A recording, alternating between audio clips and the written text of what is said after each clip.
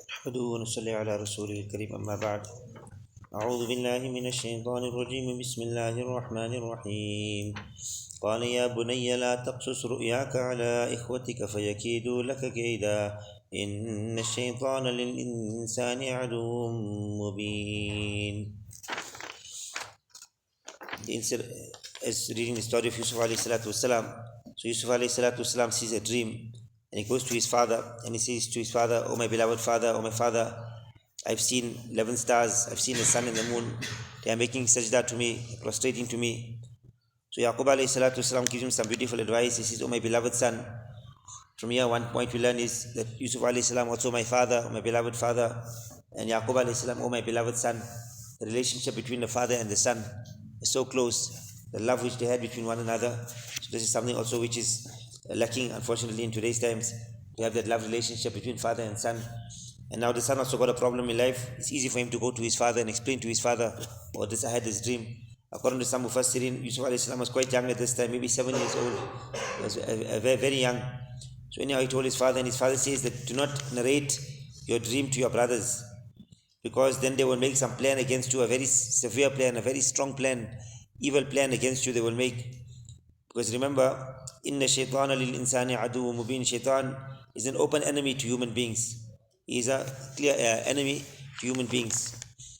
So a few important points which the ulama have mentioned here. One is that to explain your dream to every single person. Yaqub alayhi salatu wasalam prohibited Yusuf alayhi salatu wasalam.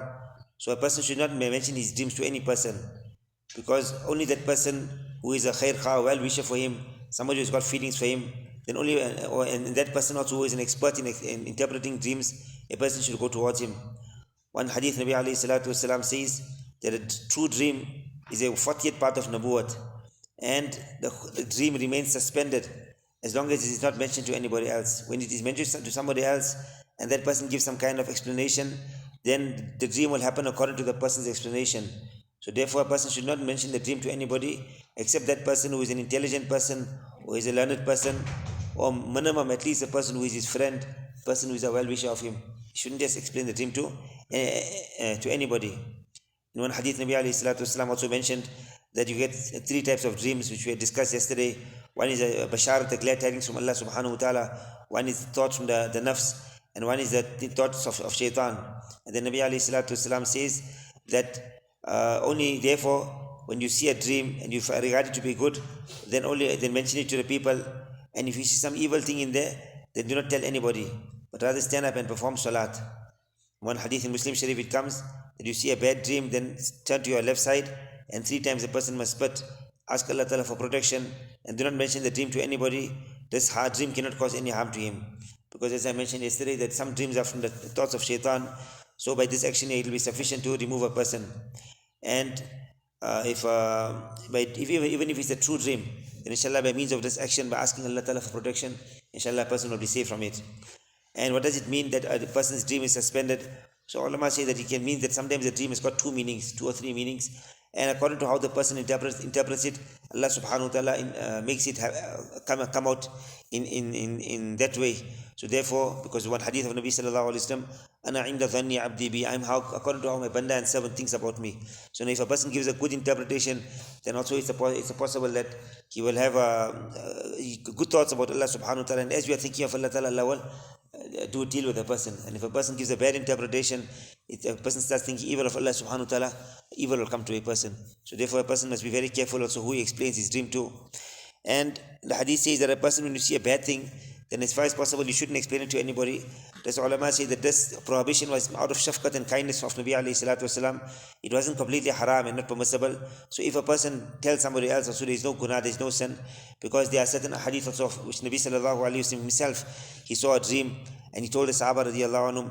For example, in the battle of Uhud, he told the Sahaba radiallahu anhum, I saw my sword Zulfiqar had broken, and I saw that some cows were being slaughtered. And which the explanation of this hadith, this dream was that Hazrat Hamza radiallahu anhu will be made shaheed, and many other Sahaba radiallahu anhum. So here Nabi sallallahu alaihi wasallam explained to the Sahaba radiallahu anhum, despite the fact that it was a bad dream, so it's not a shari'i haram, not completely prohibited, but it is best for a person not to explain the dream, so that people do not lose himmat and do not lose hope. From here also the ulama say that to stop somebody else from the evil of somebody else, the harm, or to explain to somebody that this person is not a well-wisher for you, and with a good intention, that you want to save a person from harm, is not included in ghibat. For example, somebody wants to steal something from somebody else, or he wants to kill somebody else, so you go and tell that person. So this will not be included in ghibat. Yaqub alayhi salatu wasalam told him that, your brothers, they are but dangerous, be careful of them. Don't explain your dream towards them, because they'll have some evil, they might make some evil plotting against a person. So therefore also, the ulama say amazing thing here, that Yaqub alayhi salatu wasalam, he tried to keep unity amongst the brothers. He saw that some brothers, they've got a certain evil quality, and Yusuf alayhi salatu wasalam is going to become a very great person later on, according to the interpretation of the dream. So Yaqub alayhi salatu wasalam trying now to keep them together. He doesn't want to cause a fight, so that's why he's giving Yusuf alayhi salam such advice that don't tell it to your brothers, this is going to cause problems later on. So in this way, Yaqub alayhi salam tried to patch. And they say amazing thing, they say that even sometimes brothers will have hasad and jealousy over other brothers. But look at Yaqub alayhi salatu wasalam, in the dream was that the sun and the moon, they were all making sajda to Yusuf alayhi salatu wasalam. And that's meant that Yusuf alayhi salam will be a very great person. The sun and the moon are very great, stars are very great. What high position they've got, but Yusuf alayhi salam will become even greater than them. So Yaqub alayhi salam, he never had jealousy over him. Yaqub alayhi salam was a father. And they say a father, he doesn't ever have jealousy over his children. The father always wants the best of his children. He actually wants them to progress much more than him, better than him. Because the father feels that the son is part of me, he's mine. So if he progresses, it's my progress. So Yaqub alayhi salam never felt any jealousy that Yusuf alayhi salam is going to become greater than me. But still he had that love and the shafqat and kindness for Yusuf alayhi salatu wasalam. So anyhow, that's why he told Yusuf alayhi salam. And the ulama say one other point here, that when a person knows that if I tell somebody else about my good conditions or any bounty of mine, and he's going to get jealousy, and he might try to cause harm to me, then your ni'mat, your bounty, any honor Allah gives to you, don't mention it to that person. Nabi sallallahu alayhi wa sallam says something to the effect that if you want to make yourself successful, all your things, then seek help by hiding your secrets, by hiding your matters. Because any person who's got ni'mat and bounties, then people start having jealousy over him. So instead of exposing, in today's time, unfortunately, everyone wants to show off whatever they've got a car, they've got something else. The person puts it on a phone and he sends it out. So a person who's got a ni'mat and bounty, he should not expose it. Because people have jealousy, automatically it comes in their heart. So much so there's even people who do not have jealousy, but their nazar falls onto it.